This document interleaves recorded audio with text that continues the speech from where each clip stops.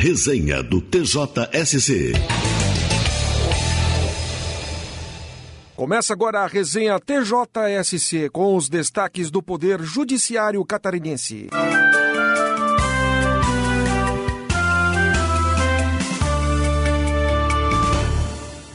Para o Tribunal de Justiça, a livre iniciativa garante feiras, mesmo com a oposição do comércio formal. Mais informações com o repórter Gustavo Falu. A primeira Câmara de Direito Público do Tribunal de Justiça de Santa Catarina julgou que órgãos públicos não podem interferir ou cercear a livre iniciativa para proteger comerciantes locais. A Justiça garantiu, em mandado de segurança, a realização de feira de roupas promovida por microempresa nas dependências de um centro comunitário em Jardinópolis, no oeste de Santa Catarina. A prefeitura não quis expedir o alvará porque seria concorrência desleal para pequenas lojas. Mas o relator da matéria, o desembargador Paulo Henrique Moritz da Silva, disse que não cabe ao poder público negar a realização da feira sob o argumento de que prejudicaria a economia local.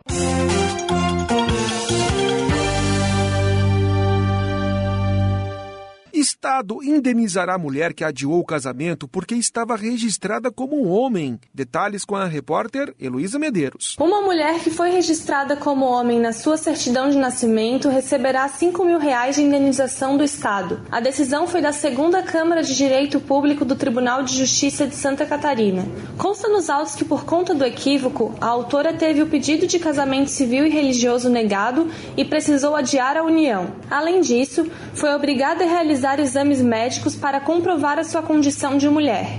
O desembargador substituto Francisco Oliveira Neto entende que o Estado deve ser responsabilizado pela humilhação que fez a autora passar. A decisão foi unânime.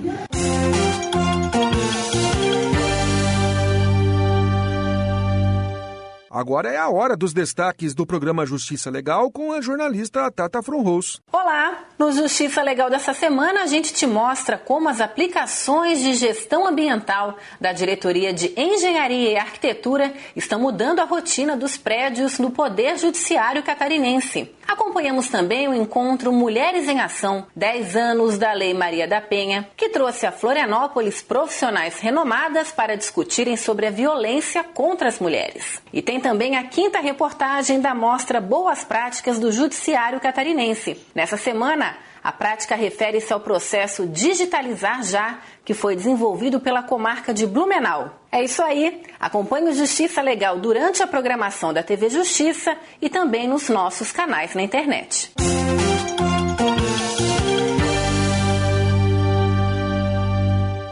O Núcleo de Comunicação Institucional do Tribunal de Justiça de Santa Catarina lançou um novo produto neste segundo semestre. Trata-se do programa TJSC na TV, que estreou na última segunda-feira, dia 24, ao meio-dia, na grade da TV Assembleia. Produzido pela mesma equipe do programa Justiça Legal, o TJSC na TV exibirá edições inéditas quinzenalmente, sempre às segundas-feiras, ao meio-dia, com reprises ao longo do período, em horário alternados na grade da TVA. Com duração entre 12 e 15 minutos, o programa apresentará entrevistas com magistrados e demais operadores e estudiosos do direito, sobre temas variados na área da justiça.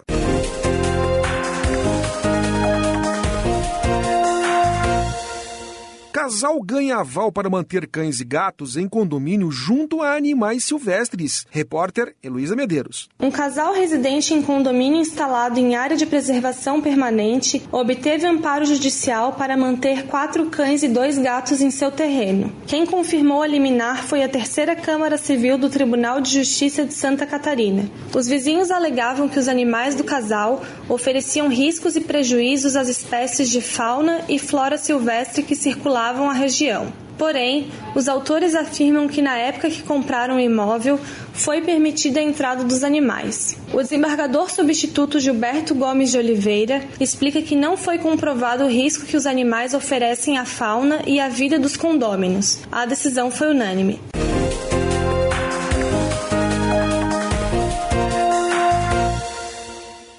TJ confirma dever do DEINFRA em fiscalizar a existência de animais em pista de rolamento. O repórter Gustavo Falu tem a informação. A segunda Câmara de Direito Público do Tribunal de Justiça de Santa Catarina condenou o Departamento Estadual de Infraestrutura ao pagamento de danos materiais, no valor de R$ 12.500, a uma seguradora que cobriu gastos de motorista em acidente com cavalo. Em sua defesa, o DEINFRA argumenta que o dono do animal é quem deve ser responsabilizado pela colisão. Mas o relator da matéria, o desembargador Cid Goulart, disse que o órgão é o responsável por tomar as medidas cabíveis para impedir o ingresso de cavalos na pista. Por isso, tem a obrigação de restituir à seguradora que suportou os prejuízos causados ao automóvel do segurado.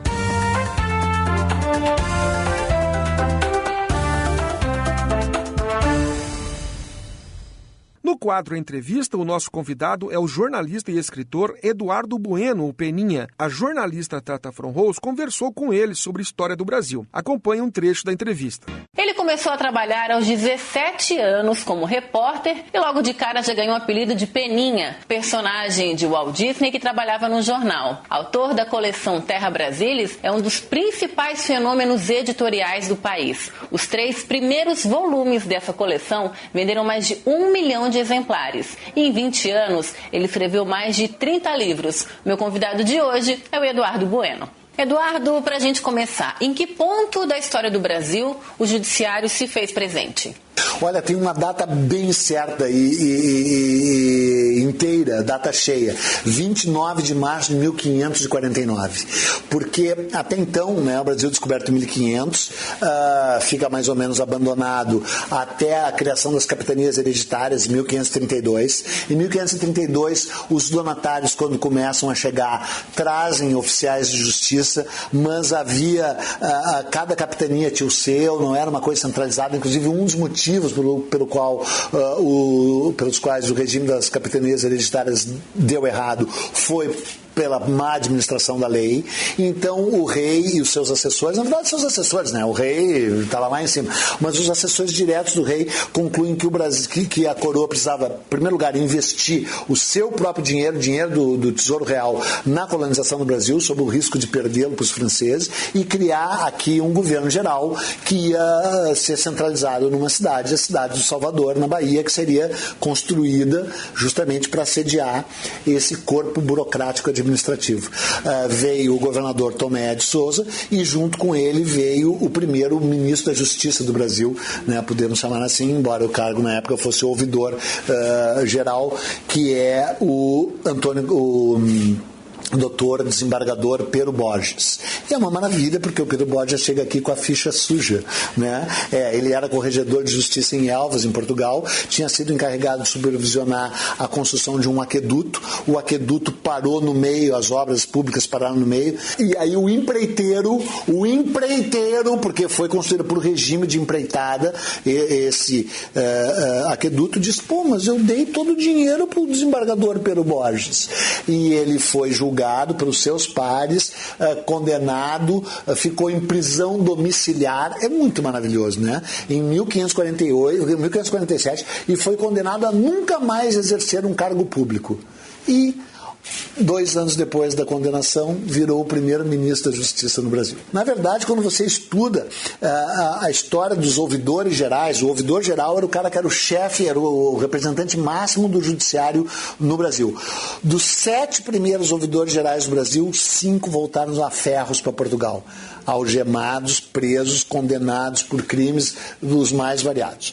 Um dos livros da sua coleção Terra Brasilis, que foi lançada para comemorar os 500 anos do descobrimento do Brasil, fala do início da corrupção no país. A gente pode dizer, então, que a corrupção é um legado que a gente recebeu dos portugueses? Essas coisas eu estava citando, estão todas essas nesse livro que se chama Coroa, a Cruz e a Espada, Origens da Corrupção no Brasil. Ela teve 4 volumes até agora. Ela vai ter mais. O primeiro volume foi Viagem do Descobrimento, que é só sobre o descobrimento em si. O segundo volume se chamou Náufrago náufragos, traficantes e degradados, que é o período sem lei do Brasil, de 1501 a 1531. Aí o terceiro, Capitães do Brasil, é sobre as capitanias hereditárias, 1532 e 1549, 48. E aí esse, a coroa, a cruz e a espada, é de 1548, 49, a 1556.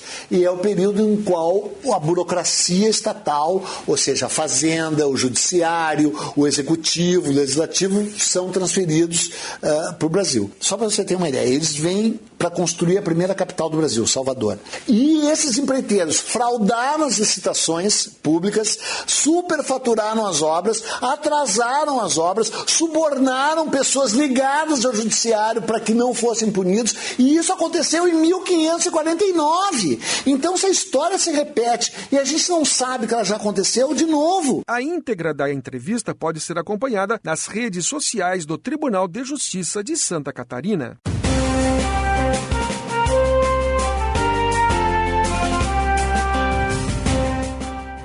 Essa foi mais uma edição da resenha TJSC. Apresentação Marco Aurélio Gomes. Participação de Tata Fronrouz, Heloísa Medeiros e Gustavo Falu. Textos e supervisão, assessoria de imprensa do Tribunal de Justiça de Santa Catarina. Até breve.